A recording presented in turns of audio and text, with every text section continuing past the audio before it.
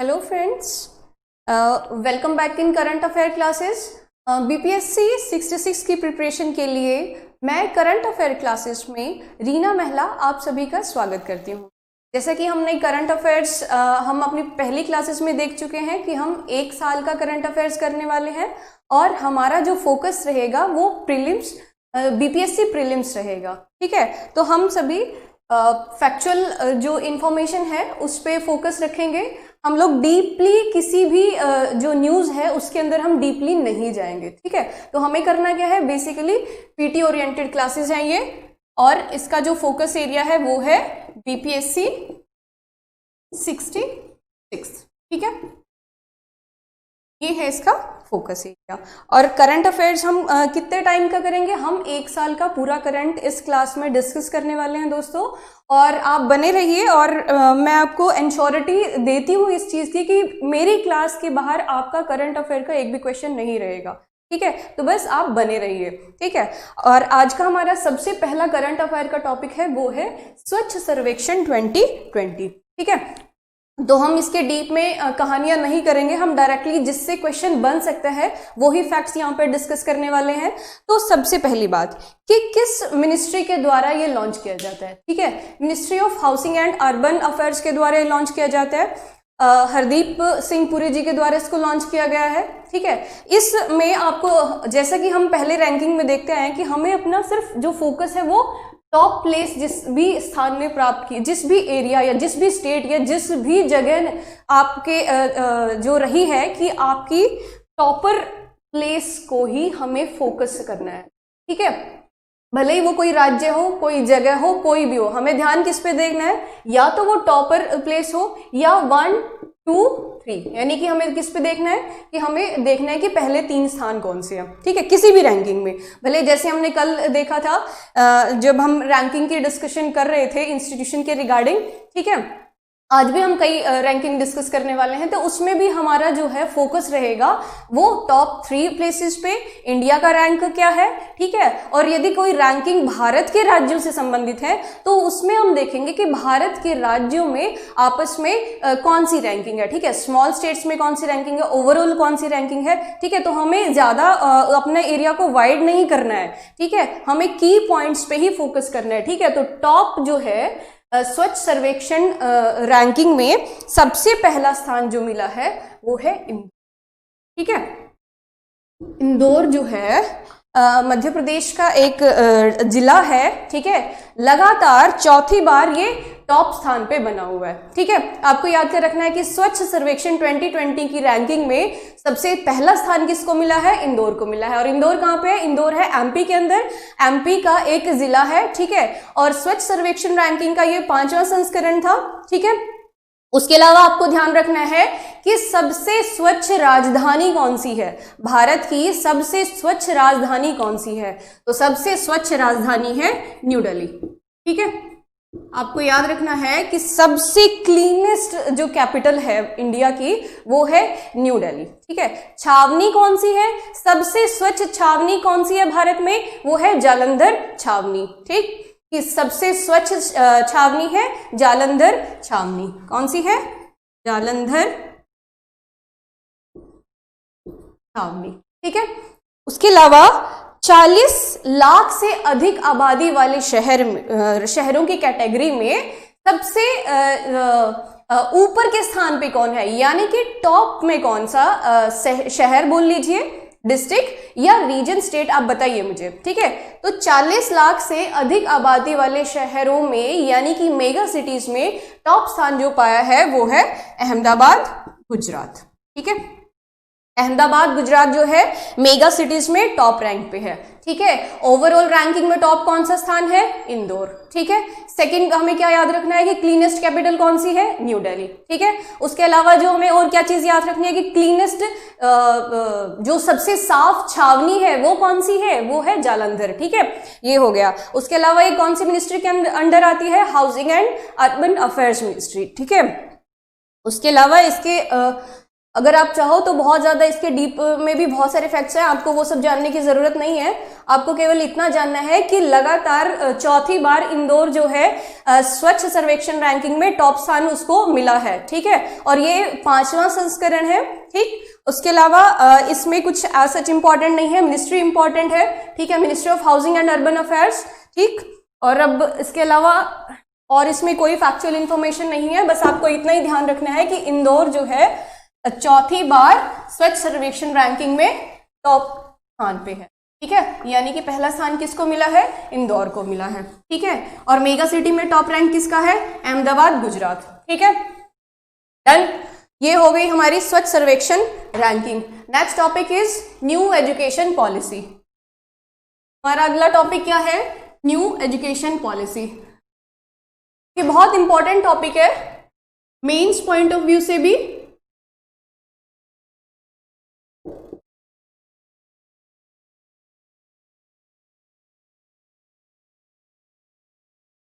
New education policy, PT को ध्यान में रखते हुए भी न्यू एजुकेशन पॉलिसी बहुत इंपॉर्टेंट है, और अभी जो मेंस होने वाला है बीपीएससी का, उसके लिए भी न्यू एजुकेशन पॉलिसी बहुत इंपॉर्टेंट है, ठीक है, बट हम पीटी को ध्यान में रखते हुए ही अभी डिस्कशन करने वाले हैं।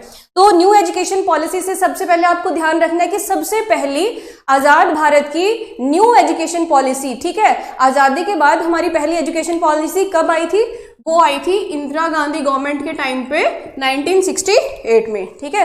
फर्स्ट एजुकेशन पॉलिसी कब आई, 1968 में। उसके बाद सेकंड एजुकेशन पॉलिसी कब आई, 1986 में, ठीक है। राजीव गांधी गवर्नमेंट के टाइम पे 1986 में सेकंड टाइम जो है हमारी नई एजुकेशन पॉलिसी आई थी, और उसी टाइम पे 10+2 मॉडल को अपनाया गया था, ठीक है। जो हाल फिलहाल के टाइम में हम लोग जो एजुकेशन हम लोगों को जो मिली है, उस मॉडल का जो नाम था वो था 10+2+3, ठीक है।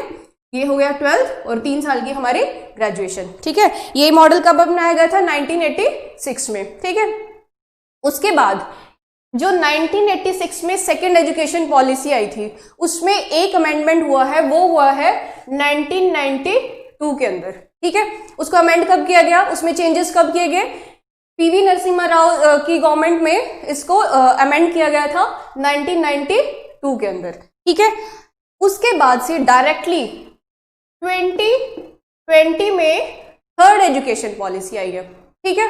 आपको याद क्या रखना है कि पहली एजुकेशन पॉलिसी कब आई है, 1968 के अंदर। सेकेंड एजुकेशन पॉलिसी जो आई है वो 1986 के अंदर आई है। थर्ड एजुकेशन पॉलिसी जो है कब आई, 2020 के अंदर, ठीक है।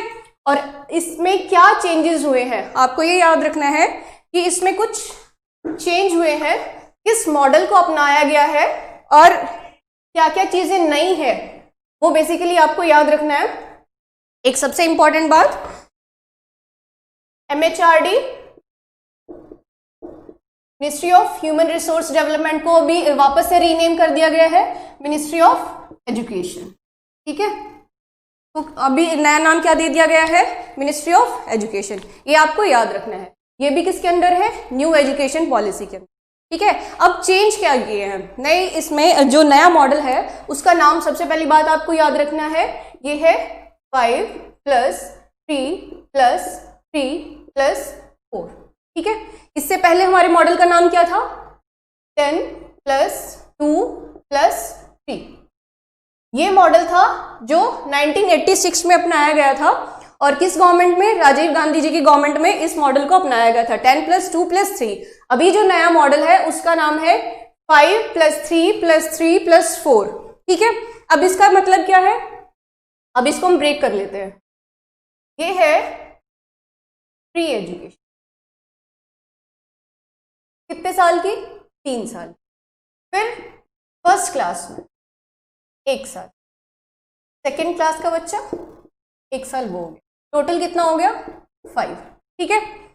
प्री एजुकेशन के लिए कितना, 3 साल का टाइम रखा गया है। फिर फर्स्ट क्लास के लिए 1, सेकेंड क्लास के लिए 1 साल, टोटल कितना हो गया, 5 साल, ठीक है। उसके बाद ये 3 कौन सा है, ये है 3rd to 5th स्टैंडर्ड, ठीक है। इस 3 में कौन सा आएगा, 3rd, 4th, 5th क्लास, ठीक है। इस 3 के अंदर है आपका मिडिल क्लास तक की एजुकेशन, यानी 6th to 8th क्लास, ठीक है। ये है फर्स्ट 5 में है pre education, first class, second class, then इस 3 में क्या है आपकी 3rd to 5th क्लास आएंगे। इस 3 का क्या मतलब है, इसका मतलब है मिडिल क्लास तक की एजुकेशन 6 to 8, और इस 4 का मतलब है 9th स्टैंडर्ड टू 12th, ठीक, 9th स्टैंडर्ड टू 12th। ये हो गया आपका 5 + 3 + 3 + 4। आई होप आपको ये क्लियर होगा 5 + 3 + 3 + 4 का क्या मतलब है, ठीक है। उसके बाद हमें ध्यान क्या रखना है कि अभी हम क्या करते हैं कि 11th क्लास में जाके अपने सब्जेक्ट्स को चुनते हैं, किसी को पीसीएम चाहिए, किसी को बायो चाहिए, या फिर आर्ट्स के कुछ सब्जेक्ट हमारे चॉइस में है। बट अभी जो चेंज है वो ये है कि 9th क्लास के बाद हम जो हमारे सब्जेक्ट्स हैं उनका सिलेक्शन कर सकते हैं, ठीक है। 9th क्लास में जाके हम क्या करेंगे, हमारी चॉइस के सब्जेक्ट्स को सेलेक्ट कर पाएंगे। उसके अलावा 6th क्लास के बाद 6th क्लास में ही वोकेशनल एजुकेशन,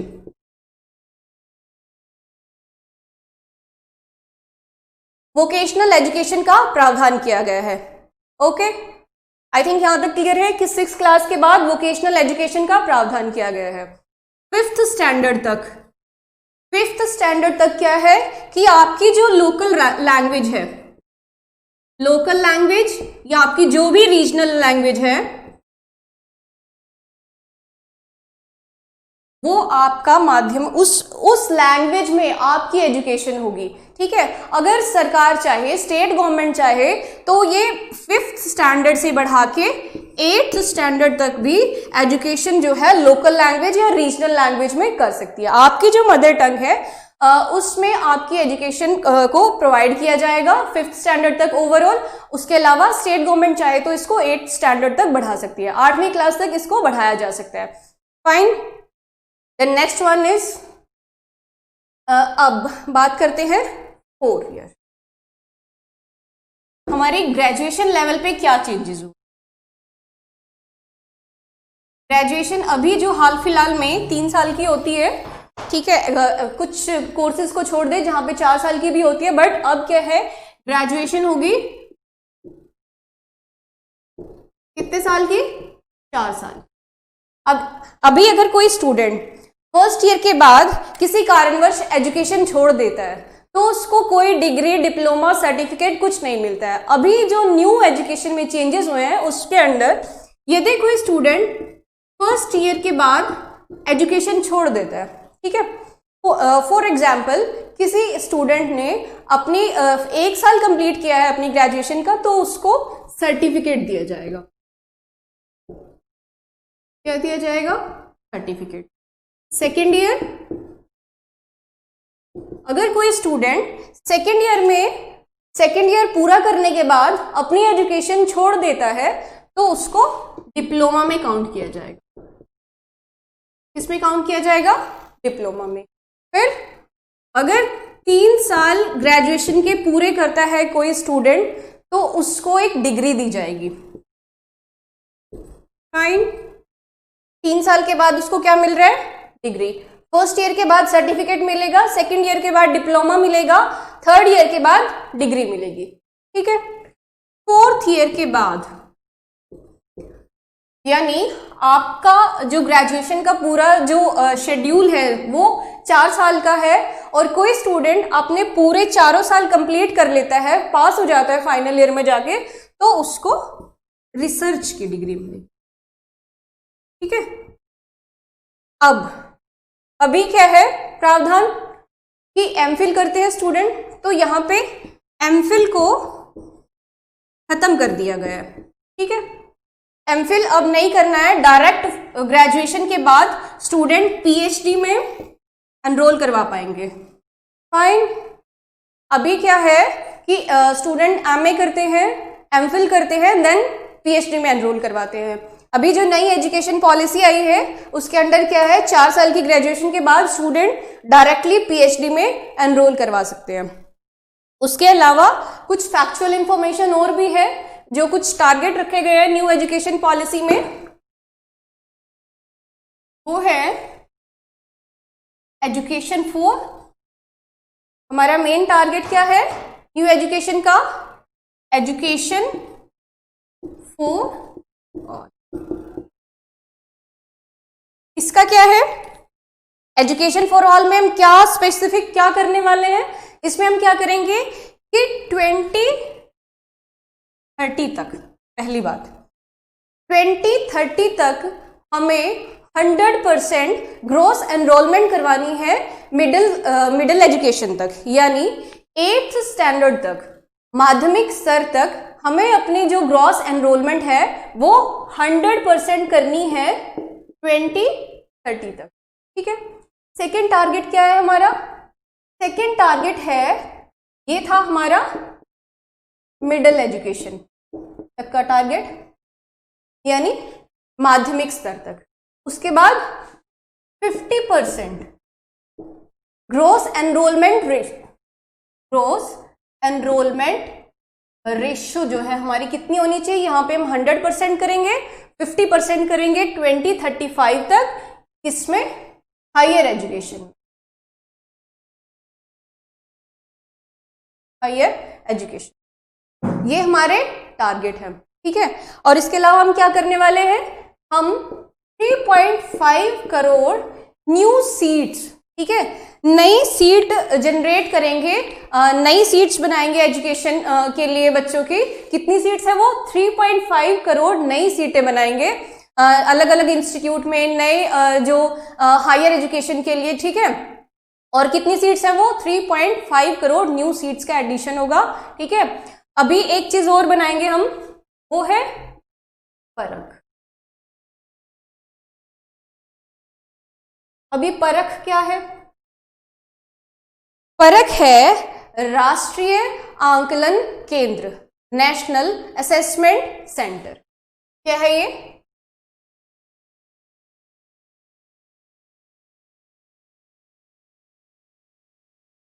नेशनल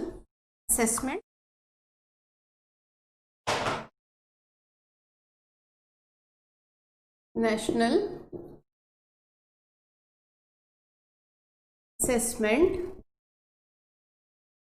सेंटर, यानी राष्ट्रीय आंकलन केंद्र छात्रों के मूल्यांकन के लिए कुछ स्टैंडर्ड फिक्स करेगा। परख क्या करेगा? जो स्टूडेंट्स हैं उनको मॉनिटर करना है कि वो कैसा परफॉर्म कर रहे हैं, कैसी अपनी एजुकेशन में उनको वो सीख रहे हैं, कितना पढ़ पा रहे हैं, कितना वो मैथमेटिक्स कर पा रहे हैं, साइंस में कितना उनका वो सीख रहे हैं चीज़ों को। तो इन सब चीज़ों के मूल्यांकन के लिए, मॉनिटरिंग के लिए कुछ स्टैंडर्ड फिक्स करेगा, और वो कौन करेगा? नेशनल असेसमेंट सेंटर, यानी परख। ठीक है। ये सारे पॉइंट्स आई थिंक आपको क्लियर हो गया। आप प्लीज इसको ध्यान से देखें क्योंकि बहुत इंपॉर्टेंट है। ठीक है। इसके अलावा क्या किया है? यूजीसी, एआईसीटीसी, एनसीटीई, इन सब को खत्म कर दिया गया। ठीक है। इनको रिप्लेस किया गया है, यूजीसी, एआईसीटीसी और एनसीटीई। ठीक है। इनको रिप्लेस करके किसका गठन किया गया है? Higher education commission of India. इनको कौन रिप्लेस करेगा?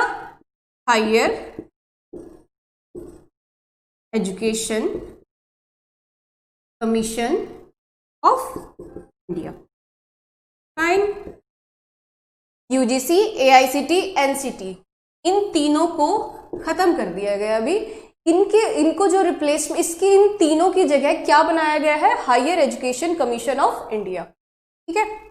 अभी एक जो फैक्चुअल इंफॉर्मेशन वैसे मैंने आपको बिल्कुल स्टार्टिंग में बताई थी कि 1968 में पहली एजुकेशन पॉलिसी आई थी। आपको याद रखना है क्योंकि question most probably new education policy से बनने वाला है। ठीक है। तो फर्स्ट एजुकेशन पॉलिसी 1968 में आई, सेकेंड एजुकेशन पॉलिसी 1986 के अंदर आई थी, और उसने 10+2+3 का मॉडल वो लेके आए थे। ठीक है। 1992 में पीवी नरसिम्हा राव की गवर्नमेंट में उसमें अमेंडमेंट हुआ सेकेंड एजुकेशन पॉलिसी में। थर्ड एजुकेशन पॉलिसी जो है 2020 के अंदर आई। This is all about new education policy. And the next topic is new education policy से रिलेटेड जितने भी आपके फैक्ट्स हैं वो बहुत इंपॉर्टेंट है, और जितना मैंने टू दी पॉइंट में रही हूं, और आप प्लीज इसको नोट डाउन कर लीजिए क्योंकि इससे क्वेश्चन जो है 90% आने के चांसेस हैं। और किस कमिटी ने इसको किसकी रिकमेंडेशन पे न्यू एजुकेशन पॉलिसी का गठन हुआ है? के कस्तूरी रंगन, ठीक है, के कस्तूरी रंगन कमेटी की रिकमेंडेशन पे न्यू एजुकेशन पॉलिसी बनाई गई, फॉर्मुलेट की, ठीक है। नेक्स्ट जो हमारा इंफॉर्मेशन है, आई होप आपको न्यू एजुकेशन पॉलिसी जो है अच्छे से समझ आई होगी, जितने भी फैक्ट्स है आपने नोट डाउन किए होंगे, क्योंकि एक क्वेश्चन तो 100% न्यू एजुकेशन पॉलिसी से बनेगा ही, ठीक है। भले ही उसका फर्स्ट सेकंड थर्ड ईयर के अकॉर्डिंग आ जाए कि फर्स्ट एजुकेशन पॉलिसी कब आई, सेकंड एजुकेशन पॉलिसी कब आई और थर्ड एजुकेशन पॉलिसी में क्या क्या चेंजेस किए गए हैं जो आपको बताने हैं, ठीक है। नया नेक्स्ट जो टॉपिक है वो है हर्बल सड़कों के विकास से संबंधित। आपको बताना है ऐसा कौन सा राज्य है जिसने हर्बल सड़क निर्माण की योजना बनाई है, ठीक है। पहला क्वेश्चन आपको ये समझ में आया कि हर्बल सड़कें बन रही हैं। आपको की पॉइंट्स पकड़ने हैं कि जो भी मैं इंफॉर्मेशन या न्यूज आपसे डिस्कशन कर रही हूँ उसमें कुछ कुछ की पॉइंट होंगे, वो आपको याद रखने हैं, ठीक है। अब ये है कि पहली बात कि कौन सा ऐसा राज्य है जिसमें हर्बल सड़कों का निर्माण हो रहा है, तो आपका जवाब है उत्तर प्रदेश गवर्नमेंट, ठीक है। उत्तर प्रदेश गवर्नमेंट ने हाल ही में कहा है कि वो हर्बल सड़कों का निर्माण करवाएगी, जिसकी लेंथ होगी 800 किलोमीटर। कितनी लेंथ होगी? 800 किलोमीटर, ठीक है। 800 किलोमीटर तक की हर्बल सड़कों का निर्माण किया जाएगा। अब ये सड़कें क्या है कि सड़क के दोनों साइडों पे, ठीक है, दोनों साइडों पे हर्बल ट्रीज या हर्बल जो पेड़ हैं, ठीक है, उनको लगाया जाएगा और इसीलिए इनको बोला जाता है हर्बल सड़कें, ठीक है। ये आपको समझ में आया। आपको ध्यान क्या रखना है कि किस गवर्नमेंट ने प्रोजेक्ट लॉन्च किया है? ये उत्तर प्रदेश गवर्नमेंट ने लॉन्च किया है। और इसका ये करेंगे क्या? बेसिकली सड़कों के दोनों तरफ पेड़ लगाएंगे, हर्बल पेड़ लगाएंगे, इसीलिए इनको हर्बल सड़क बोला गया है, ठीक है। उसके बाद नेक्स्ट टॉपिक है हमारा निगाह प्रोग्राम, ठीक है। निगाह कार्यक्रम जो है आपको बताना है किस राज्य से संबंधित है। आप निगाह जो कार्यक्रम है किस स्टेट गवर्नमेंट के द्वारा लॉन्च किया गया है? निगाह कार्यक्रम किस स्टेट गवर्नमेंट के द्वारा लॉन्च किया गया है? ये किया गया है हिमाचल, ठीक है।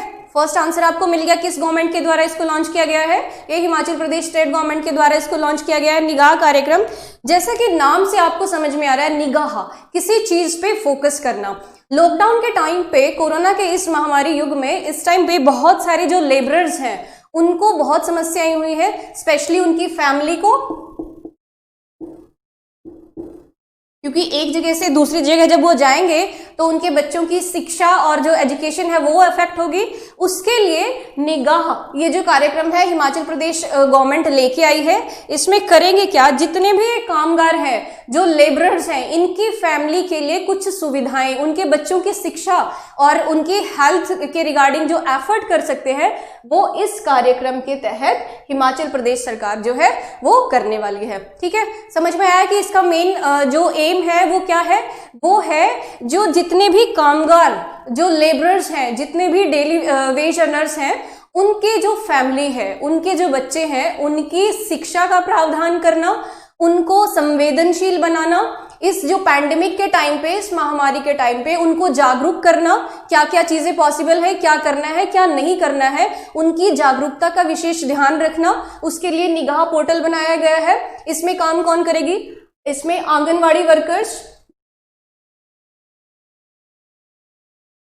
आशा वर्कर, हेल्थ वर्कर काम करने वाले हैं, ठीक है। ये तीनों मिलके काम करेंगे। आंगनवाड़ी, आशा वर्कर, हेल्थ वर्कर जो है, ये सारे मिलके जो जितने भी कामगार हैं उनकी फैमिली, उनके बच्चों को एजुकेशन प्रोवाइड करना, उनको हेल्थ एजुकेशन देना, उनको जागरूकता प्रदान करना, उनको संवेदनशील बनाना इस दौर में, ठीक है। ये सब कौन करने वाला है? ये तीनों मिलके काम करेंगे। और ये किस गवर्नमेंट का प्रोग्राम है? ये है हिमाचल प्रदेश गवर्नमेंट का इनिशिएटिव है, ठीक है। आपको ये समझ में आया कि निगाह कार्यक्रम किस स्टेट गवर्नमेंट ने लॉन्च किया है? वो है हिमाचल प्रदेश गवर्नमेंट। फाइन। तो नेक्स्ट टॉपिक है हमारा, आपको बताना है किस स्टेट गवर्नमेंट को आफ्सफा armed forces special power act, ठीक है। अभी किस राज्य को आर्म्ड फोर्सेस एक्ट 1958 के तहत अशांत घोषित किया, ठीक है। आपको बताना है आर्म्ड फोर्सेस एक्ट 1958 के तहत किस राज्य को अशांत घोषित किया गया है, ठीक है।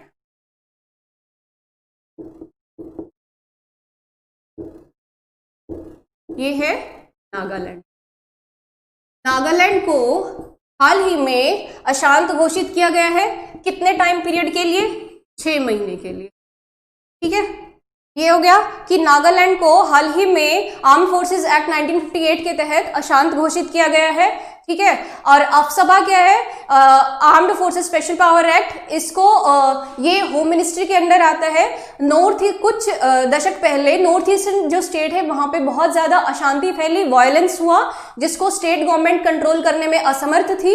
इसके लिए अफसभा का निर्माण किया गया, ठीक है, ताकि वहां पे हम सिचुएशन को कंट्रोल कर पाए, वहां पे शांति स्थापित कर पाए। इसीलिए अफसभा का निर्माण हुआ, और इसका निर्माण जो हुआ है वो है आर्म्ड फोर्सेस एक्ट 1958 के तहत इसका निर्माण हुआ है। और कार्य जो इसका करने का जो फंक्शन है ये करता है, आर्म्ड फोर्सेस एक्ट के अंडर काम करता है। 1958 इसका ईयर है, ठीक है। इसका जो फंक्शन है ये कैसे काम करता है? आर्म्ड फोर्सेस एक्ट 1958 के तहत, ठीक है। ये इसका एम क्या है? इसका एम है नॉर्थ ईस्टर्न जो स्टेट्स है वहां पे शांति स्थापित करना, सिचुएशन को कंट्रोल करना, और इसको स्पेशल पावर्स दिए गए हैं। और वो स्पेशल पावर क्या है? यदि कोई व्यक्ति, कोई इंडिविजुअल वहां पे शक के दायरे में आता है कि ये अशांति क्रिएट करने वाला है, यहाँ पे कुछ प्रॉब्लम कर सकता है, तो उसको बिना वारंट के भी जो है अरेस्ट किया जा सकता है, ठीक है। उनको हथियार रखने की परमिशन नहीं है, उनको बिना वारंट के भी अरेस्ट कर सकते हैं। इस तरह की जो स्पेशल पावर है वो अफसभा के अंडर आर्म्ड फोर्सेस को दी गई है, ठीक है। और अशांत किसको कौन से राज्य को घोषित किया गया है? नागालैंड को। अभी भी वहां पे अशांति बनी हुई है, तो 6 महीने के लिए नागालैंड को अशांत घोषित किया गया है, किसके अंडर? आर्म्ड फोर्सेस एक्ट 1958 के तहत, ठीक है। नेक्स्ट है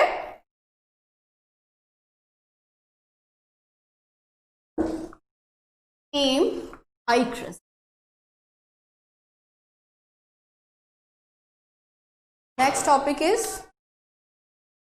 aim I। अब ये क्या है M I trust?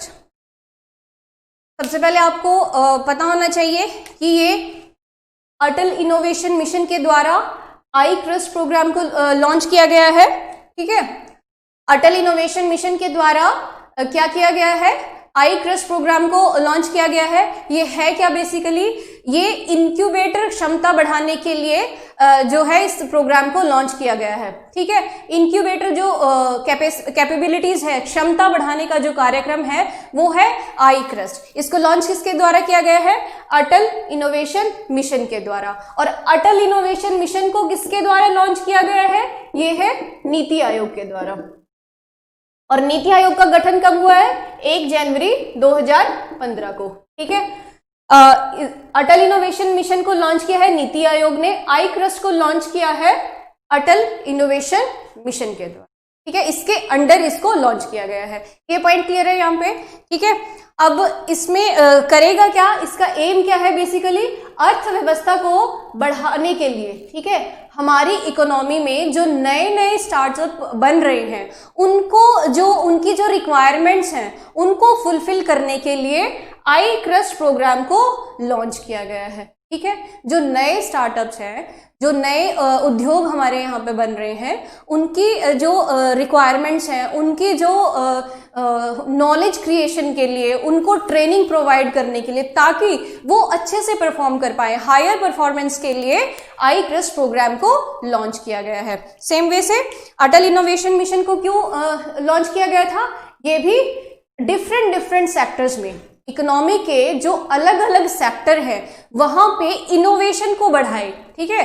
Atal innovation mission का जो मेन एम था डिफरेंट सेक्टर्स में इनोवेशन को बढ़ाना, ठीक।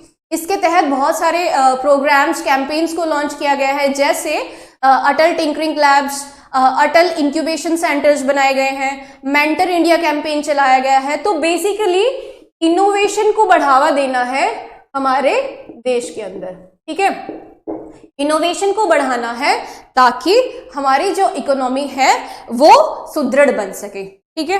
ये हो गया हमारा Atal innovation. Next is hope portal.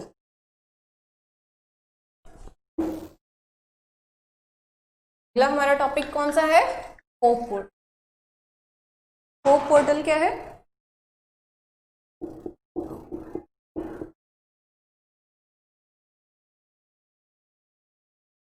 जैसा कि नाम से आपको पता चल रहा है होप, ठीक है, जितने भी बेरोजगार हैं हमारे देश में उनके लिए होप पोर्टल का निर्माण।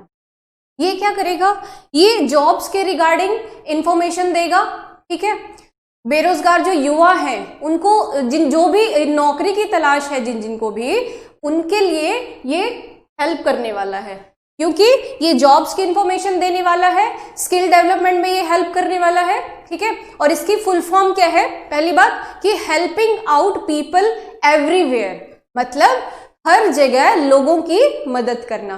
होप पोर्टल की फुल फॉर्म, होप की फुल फॉर्म क्या है? हेल्पिंग आउट पीपल एवरीवेयर, हर जगह लोगों की मदद करना। और इसका उद्देश्य क्या है? जो बेरोजगार लोग हैं, जो युवा शक्ति है हमारे देश की, उनकी स्किल डेवलपमेंट में हेल्प करना, उनको नौकरी की, जिनको भी नौकरी की तलाश है उसमें उसकी जो जितने बेरोजगार युवा हैं उनकी मदद करना इसका मेन एम है, ठीक है। और इसको किस गवर्नमेंट के द्वारा लॉन्च किया गया है?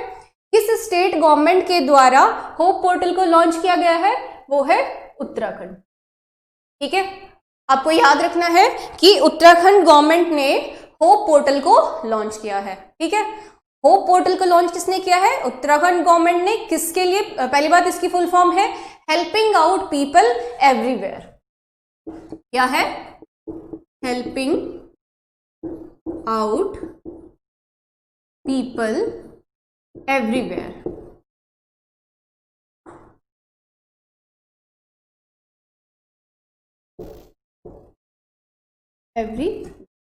ये क्या है? ये है फुल फॉर्म होप की।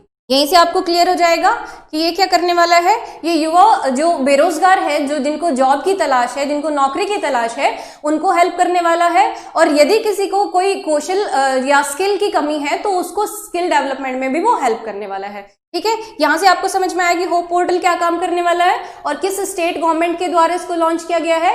ये है उत्तराखंड गवर्नमेंट के द्वारा। अभी हाल ही में नेक्स्ट टॉपिक इज आपको बताना है कि इलेक्ट्रिक रेल सुरंग का निर्माण हुआ है, ठीक है। अभी हाल ही के कुछ दिनों में इलेक्ट्रिक रेल सुरंग का निर्माण हुआ है, ठीक है। आपको बताना है ये किस राज्य में हुआ है। और ये डबल स्टैक जो कंटेनर ट्रेन होती है उनके लिए किया गया है। और ये किया गया है हरियाणा स्टेट गवर्नमेंट के द्वारा लॉन्च किया गया है। और ये हरियाणा में ही बनाई जा रही है ये सुरंग, ठीक है। इलेक्ट्रिक रेल सुरंग है और ये कहाँ पे बनाई जा रही है? हरियाणा के अंदर। और इसकी जो लंबाई है वो 1 किलोमीटर है, ठीक है। आपको याद रखना है कि जो इलेक्ट्रिक रेल सुरंग है वो हरियाणा में बनाई जा रही है। इसकी जो लेंथ है वो 1 किलोमीटर है। देन नेक्स्ट इज प्रधानमंत्री ग्राम सड़क योजना। नेक्स्ट टॉपिक क्या है? प्रधानमंत्री ग्राम सड़क योजना।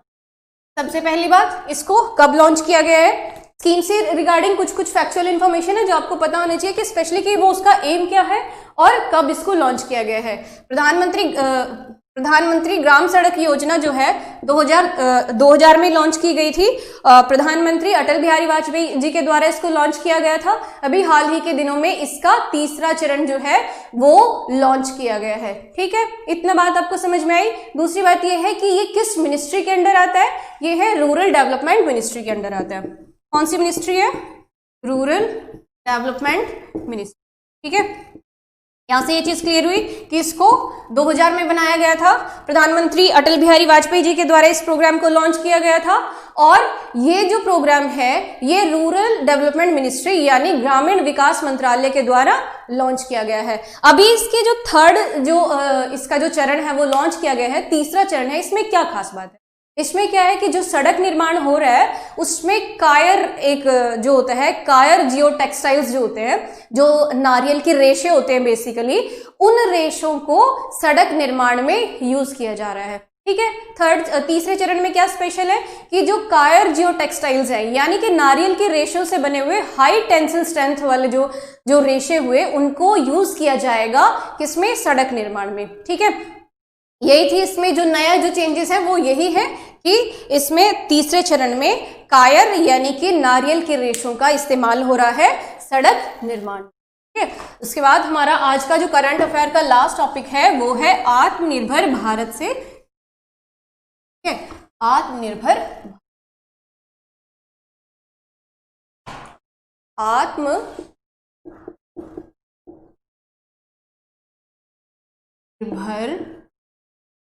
भारत,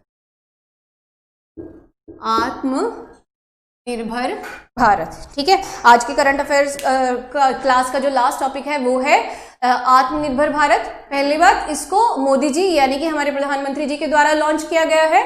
ठीक है, किस लिए किया गया है, हमारे देश को आत्मनिर्भर बनाने के लिए। ठीक है, आत्मनिर्भर कैसे कि हमें जो इंपोर्ट है, इंपोर्ट को कम करना है और अपने देश में मैन्युफैक्चरिंग को बढ़ावा देना है। ठीक है, हमें आत्मनिर्भर बनना है, हमें डिपेंडेंसी जो हमारी इंपोर्ट पे उसको कम करना है। ठीक है, यही इसका मेन एम है। इसका मेन एम क्या है कि हमें इंपोर्ट डिपेंडेंसी को कम करना है। क्या करना है, इंपोर्ट डिपेंडेंसी को कम करना है। ठीक है, इसके 5 मेन पिलर्स है। ठीक है, आपको ये भी याद रखना है कि इसके 5 मेन पिलर हैं। वो कौन कौन से हैं, इकोनॉमी, इंफ्रास्ट्रक्चर, सिस्टम, डेमोग्राफी और डिमांड। ठीक है, इकोनॉमी, इंफ्रास्ट्रक्चर,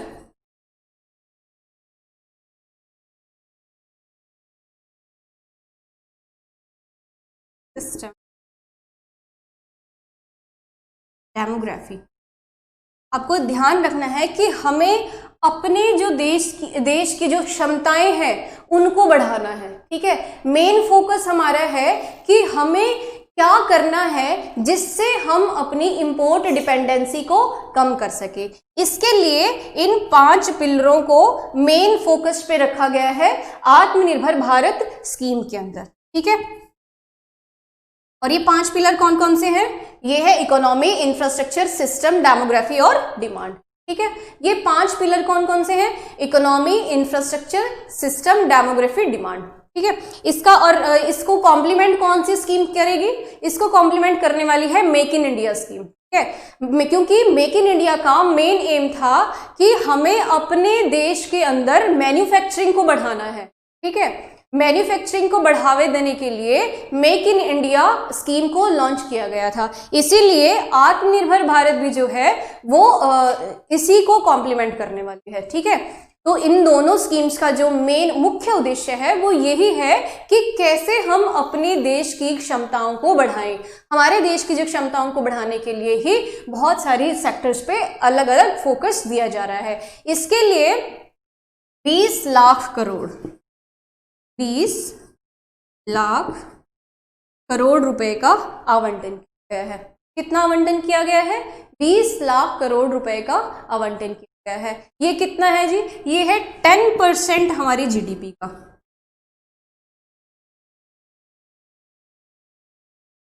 फाइन, ये 20 लाख करोड़ हमारी जीडीपी का 10% है। 2019-20 के अकॉर्डिंग इतना आवंटन किया गया है आत्मनिर्भर भारत के लिए। ठीक है, ये हुआ हमारा आज का करंट अफेयर्स। और जैसा कि हम अपने करंट अफेयर्स की क्लासेस के लास्ट में हम क्या डिस्कस करते हैं, कुछ स्टैटिक पोर्शन जिसमें इंटरनेशनल ऑर्गेनाइजेशन हो सकता है, कुछ फैक्चुअल इंफॉर्मेशन हो सकता है। ठीक है, जैसा हमारी प्रक्रिया अभी चली हुई है कि हम इंटरनेशनल ऑर्गेनाइजेशंस को कवर कर रहे हैं, उसी सीरीज को कंटिन्यू करते हुए सबसे पहले आज हम डिस्कस करने वाले हैं ब्रिक्स।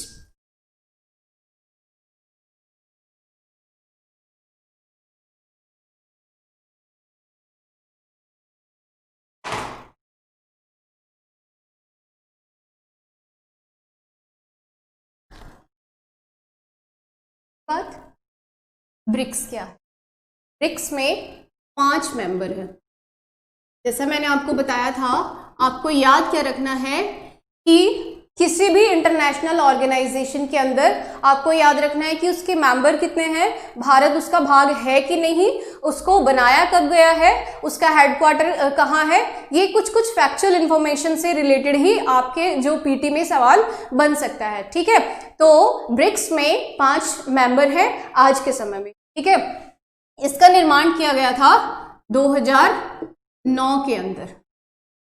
पहली बात कि इसको 2009 में बनाया गया। इस समय में 4 मेंबर थे, यानी एब्रिविएशन क्या थी? ब्रिक।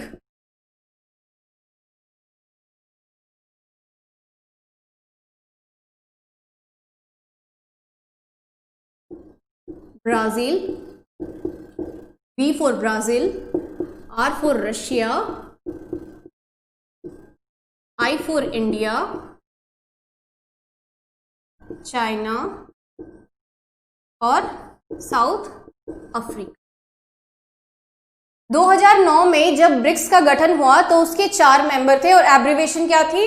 Brick, BRIC। तो इसका मतलब ये है कि 2009 में केवल 4 मेंबर थे ब्रिक के अंदर, ब्राजील, रशिया, इंडिया और चाइना। साउथ अफ्रीका मेंबर नहीं था। 2010 में साउथ अफ्रीका मेंबर बना। 2010 में साउथ अफ्रीका जो है मेंबर बना और एब्रिविएशन हो गई ब्रिक्स। तो 2010 में एब्रिविएशन क्या हुई? ब्रिक्स। फाइन। देन उसके अलावा आपको क्या याद रखना है कि 40% वर्ल्ड पॉपुलेशन जो है ब्रिक्स कंट्रीज के अंडर आती है। कितना? 40% पॉपुलेशन। 40% पॉपुलेशन जो है वो ब्रिक्स कंट्रीज में। 22%, कितना? 22% जो है वो ग्लोबल जीडीपी का हिस्सा है ब्रिक्स देश। ठीक है, ब्रिक्स देश जो है वो 22% ग्लोबल जीडीपी का पार्ट है। फाइन। यहां से 40% पॉपुलेशन है और 22% ग्लोबल जीडीपी। ठीक है, अब ये बेसिकली इसका आपको एक चीज और याद रखनी है कि इसकी हाल ही में मीटिंग कहां पे हुई है। इसका 11th समिट जो है वो ऑर्गेनाइज किया गया था 2019 के अंदर। कहां पे? ब्राजीलिया में। और ये कहां पे है? ब्राजील में। 11th समिट कहां पे हुआ है? वो हुआ है ब्राजीलिया के अंदर। और ब्राजीलिया कहां पे है? वो है ब्राजील के अंदर। नेक्स्ट यानी कि 12th समिट कहां पे होने वाला है? ठीक है, आपको बताना है 12th अभी होने ही वाला है, नवंबर में ही होगा, शायद 17 नवंबर से होने वाला है। तो आपको याद रखना है कि जो 12th है वो रशिया में होगा। कहां पे होगा? रशिया में। 11th हुआ है ब्राजीलिया, ब्राजील के अंदर। 12th समिट होगा रशिया के अंदर। और ये 2009 ऑनवर्ड्स हर साल अपनी एनुअल समिट करते आ रहे हैं। फॉर्मल समिट होती है, हर साल होती है और ये कंटिन्यू चल रहा है। और अभी 12th होने वाली है 2020 में। कहां पे होगी? रशिया के अंदर। ठीक है, इतना सारे इंफॉर्मेशन आपको याद रखना है ब्रिक्स के रिगार्डिंग। नेक्स्ट है हमारा G20।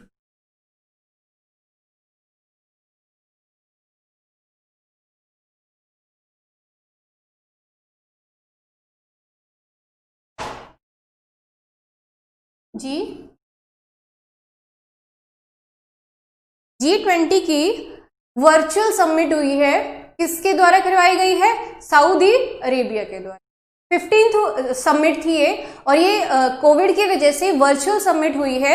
और इसका जो आयोजन है वो किया गया है सऊदी अरेबिया के द्वारा। ठीक है, सऊदी अरेबिया के द्वारा 15th समिट था। ठीक है, ये जो ऑर्गेनाइजेशन है G20 जो ऑर्गेनाइजेशन है, यहाँ पे गवर्नमेंट्स मिलती हैं और जो सेंट्रल बैंक के गवर्नर्स होते हैं, ये उनके लिए एक फोरम बनाया गया है ताकि गवर्नमेंट, सेंट्रल बैंक गवर्नर्स आपस में मिलके जो रिसेंट के जो इश्यूज हैं, जैसे डेटा लोकलाइजेशन और जो ई कॉमर्स से रिलेटेड आजकल जो नए इश्यूज आए हैं, क्योंकि आपको सब लोगों को पता ही होगा कि सब लोग अभी ऑनलाइन शॉपिंग पे कितना फोकस कर रहे हैं, तो उनके रेगुलेशन के लिए जो नए नए रूल्स बनाए जा रहे हैं उनको कैसे प्रॉपर वे से रेगुलेट किया जाए, उनके लिए उस सब चीजों को ध्यान में रखते हुए इस फोरम का निर्माण किया गया है। और इसमें भाग कौन कौन लेते हैं? देश की गवर्नमेंट लेती है, यानी कि हमारे जो प्रतिनिधि हैं गवर्नमेंट्स के वो भाग लेंगे, और जो सेंट्रल बैंक गवर्नर्स हैं वो भाग लेंगे। ठीक है, इसका जो निर्माण हुआ था वो 1999 के अंदर हुआ। ठीक है, इसको कब बनाया गया है? इसको बनाया गया है 1999 में। इसमें 19 मेंबर कंट्रीज हैं और प्लस EU। ठीक है, EU means European union. Fine. इसके जो हाल ही में जो चेयरमैन है वो किंग सलमान बिन अब्दुल्लाइज अल सौद जी हैं। ठीक है, यही था आपका G20 के बारे में। इसके अलावा कोई और एज कोई इंपॉर्टेंट इसका कोई न्यूज़ है नहीं है। आपको सिर्फ इतना ही याद रखना है कि इसका निर्माण कब हुआ है, क्या इसका एम है और क्यों इसको बनाया गया है, कौन कौन भाग लेते हैं। ठीक है, ये सब था G20 के बारे में। नेक्स्ट जो हमारी अंतर्राष्ट्रीय ऑर्गेनाइजेशन है वो है वर्ल्ड इकोनॉमिक फोरम। ठीक है, world economic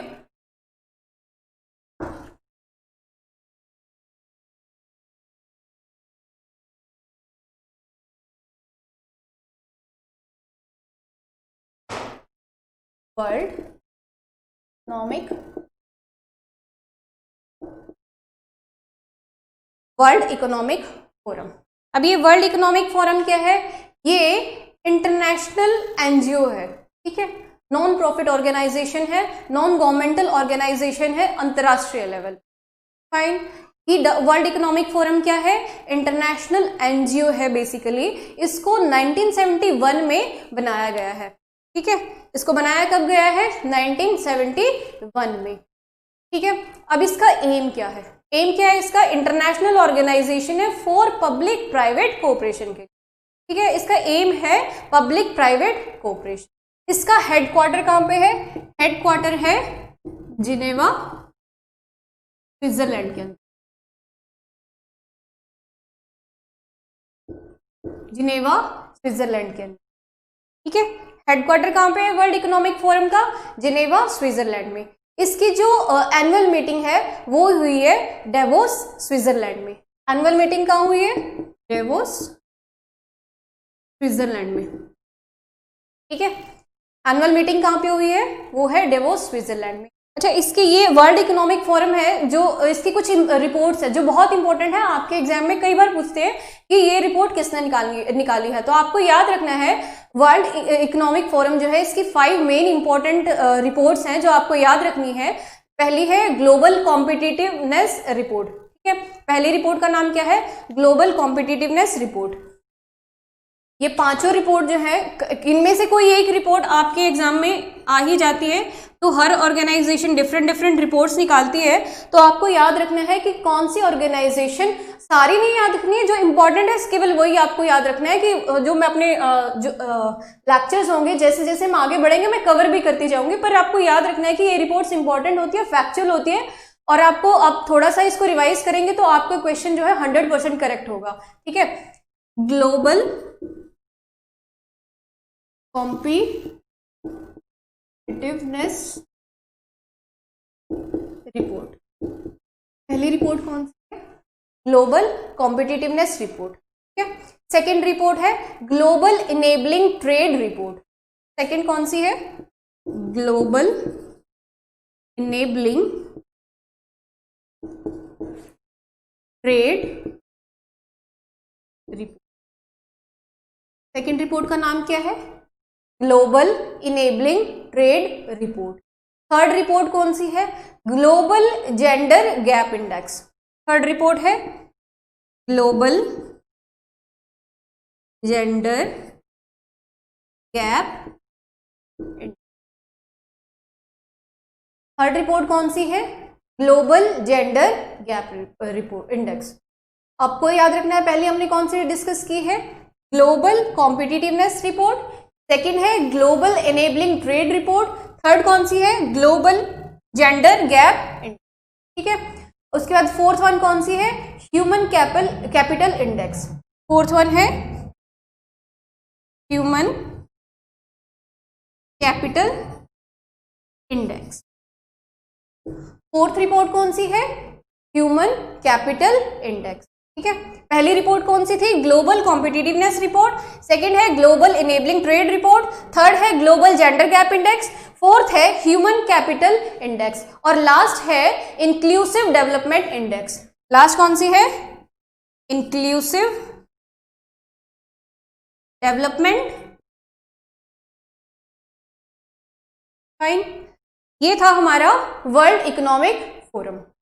world economic forum को आप याद क्या रखना है इसके बारे में आपको, पहली बात ये 1971 में बना है, ये एक अंतरराष्ट्रीय एनजीओ है, इसका जो हेडक्वार्टर है वो जिनेवा के अंदर है, ये इसकी जो एनुअल मीटिंग है वो डेवोस स्विट्जरलैंड में हुई है, और इसकी कुछ रिपोर्ट्स है ये हर साल पब्लिश करते हैं, वो है global competitiveness report, second is global enabling trade report, third is global gender gap index, fourth is human capital index, fifth is inclusive development index. और आज की आपकी करंट क्लासेस में केवल इतना ही, नेक्स्ट क्लास में मैं आप लोगों के साथ फिर से बनी रहूंगी, और आई होप आपको मेरी क्लास अच्छी लगी होगी, तो please like share and subscribe. Thank you so much and B